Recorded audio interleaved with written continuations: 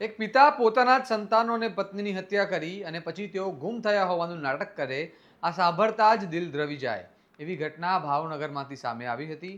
આ કેસે સમગ્ર ગુજરાતને હચમચાવી દીધું હતું, કારણ કે જે વ્યક્તિ પરિવારની સુરક્ષા માટે જવાબદાર હોય તે જ જો પરિવારને જીવ લઈ લે તો સમાજ માટે તે કેટલું ભયાનક સંકેત છે.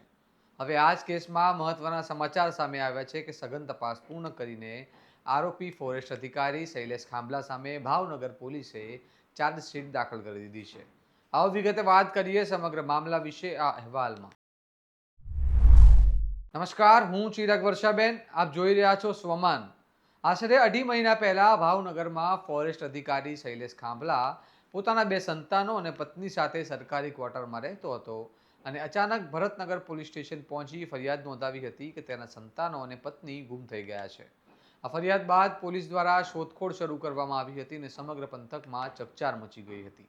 પરંતુ તપાસ દરમિયાન એક મહત્વની માહિતી સામે આવી કે થોડા દિવસ અગાઉ શૈલેષ ખાંભલાએ પોતાના ઘરની પાછળ મોટો ખાડો ખોદાવ્યો હતો.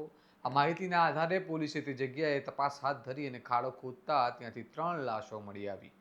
ત્યારબાદ થયેલી એફએસએલ તપાસમાં સ્પષ્ટ થયું કે આ લાશો તેના જ 2 સંતાનો અને પત્નીની હતી, જેના કારણે સમગ્ર કેસમાં મોટો વળાંક આવ્યો અને પોલીસને શંકા સીધી શૈલેષ ખાંભલા પર ગઈ. પોલીસે આરોપીની કડક પૂછપરછ કરી જરૂરી પુરાવાઓ એકત્ર કર્યા અને હત્યાનો ગુનો નોંધી વિશેષ તપાસ ટીમે એટલે કે એસઆઈટીની રચના કરી હતી. તપાસ દરમિયાન ઘટનાની કડી જોડતા પોલીસ અનેક મહત્વના પુરાવાઓ મળ્યા હતા અને આખરે આરોપીને કોર્ટમાં રજૂ કરવામાં આવ્યો હતો. હવે આ સમગ્ર કેસમાં આશરે 1500 પાનાની ચાર્જશીટ દાખલ કરવામાં આવી છે, જે દર્શાવે છે કે પોલીસ દ્વારા કેસની ગંભીરતાથી તપાસ કરવામાં આવી છે. સાંભળો આ મામલે પોલીસે શું કહ્યું. આશરે 2.5 માસ પહેલા ભરતનગર પોલીસ સ્ટેશનના જે કાચનું મંદિર જે છે તેની સામે આવેલી ફોરેસ્ટ કોલોનીમાં રહેતા ફોરેસ્ટ ઓફિસર જે શૈલેષ ખાંભલા દ્વારા તેના પત્ની, તેના દીકરા અને દીકરીને મોતને ઘાટ ઉતારી અને ત્યાં તેની જે સરકારી ક્વાર્ટર્સ છે તેની પાસે આવેલો જે મોટો ખાડો ગાળી અને તેમાં તે લોકોને દફનાવી દીધેલ. બાદમાં ભરતનગર પોલીસ સ્ટેશનમાં આવી અને ગુમની જાહેરાત કરવામાં આવેલી. આ ગુમની જાહેરાત આધારે પીએઆઈ શ્રી કુરેશી અને તેની ટીમ તપાસ કરી રહ્યા હતા. દરમિયાન આ સમાજના ઘણા આગેવાનો અને શૈલેષ ખાંભલા દ્વારા માનનીય એસપી સાહેબને રજૂઆત કરવામાં આવેલી કે તેમની ધર્મપત્ની અને દીકરા અને દીકરી લાપતા છે, તો તેની ત્વરિત ભાળ મેળવવી. જે અનુસંધાને માનનીય એસપી શ્રી નીતિશ પાંડે સાહેબ દ્વારા એક ટીમની રચના કરવામાં આવેલી, જેમાં એલસીબી પીઆઈ શ્રી વાળા અને પીએસઆઈ શ્રી ઝાલા ને તપાસ સોંપતા આ લોકોની જે એવી અંગત બાતમીદારોથી માહિતી મેળવી કે શૈલેષ ખાંભલા જે સરકારી ક્વાર્ટર્સમાં રહે છે તેની પાસે થોડા દિવસો પહેલા એક ખાડો ગાળવામાં આવેલો અને બાદમાં આ ખાડો જે છે તે પૂરી દેવાનો માં આવેલો છે.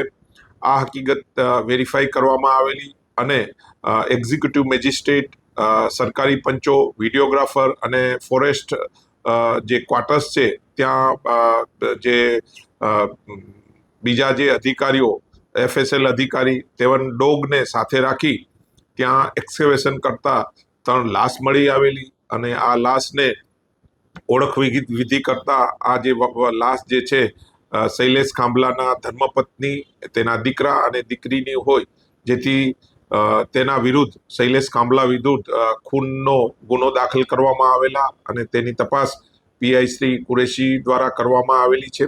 આ અનુસંધાને એક એસઆઈટીની રચના કરવામાં આવેલી, જેમાં ડીવાયએસપી તથા પીઆઈ શ્રી કુરેશી, પીએસઆઈ શ્રી ઝાલા, રાઇટરો અને ડિસ્ટાફની દ્વારા જુદા જુદા વિસ્તારમાં જઈ સીસીટીવી કેમેરા અને બીજા જે સાયન્ટિફિક એવિડન્સીસ, સર્કમસ્ટાન્શિયલ એવિડન્સીસ પુરાવા એકઠા કરી અને આજે 1500 જેટલા પાનાનું ચાર્જશીટ નામદાર કોર્ટમાં રજૂ કરવામાં આવેલા છે અને આ કામે જે આરોપી શૈલેષ ખાંભલાને સજા થાય તે અનુસંધાને માનનીય એસપી સાહેબ દ્વારા સ્પેશિયલ પ્રોસિક્યુટરની બી માંગણી કરવામાં આવેલ છે. પોતાના જ પરિવારના 3 સભ્યોની હત્યા કરવાનો આ કેસ માત્ર એક ગુનો નથી, પરંતુ સમાજ માટે એક ચેતવણી પણ છે કે ક્યારેક ગુનાઓ ઘરના અંદરથી જ શરૂ થાય છે અને બહારથી બધું સામાન્ય દેખાતું હોય છે.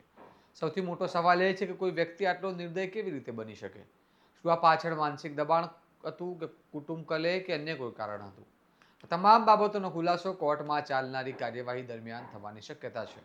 હવે જોવાનું રહ્યું કે આ કેસમાં કોર્ટ શું નિર્ણય આપે છે અને આરોપીને કેટલી કડક સજા મળે છે, કારણ કે આવા કેસોમાં કડક સજા સમાજમાં ભય અને સંદેશ બંને આપી શકે છે. તમારું શું મંતવ્ય છે તેમને કમેન્ટ બોક્સમાં જણાવો અને આ પ્રકારના વિશ્લેષણવાળા સમાચાર માટે આ વિડીયોને લાઇક, કોમેન્ટ અને શેર અવશ્ય કરો. સ્વમાનની ચેનલને સબસ્ક્રાઇબ કરવાનું ભૂલતા નહીં. નમસ્કાર.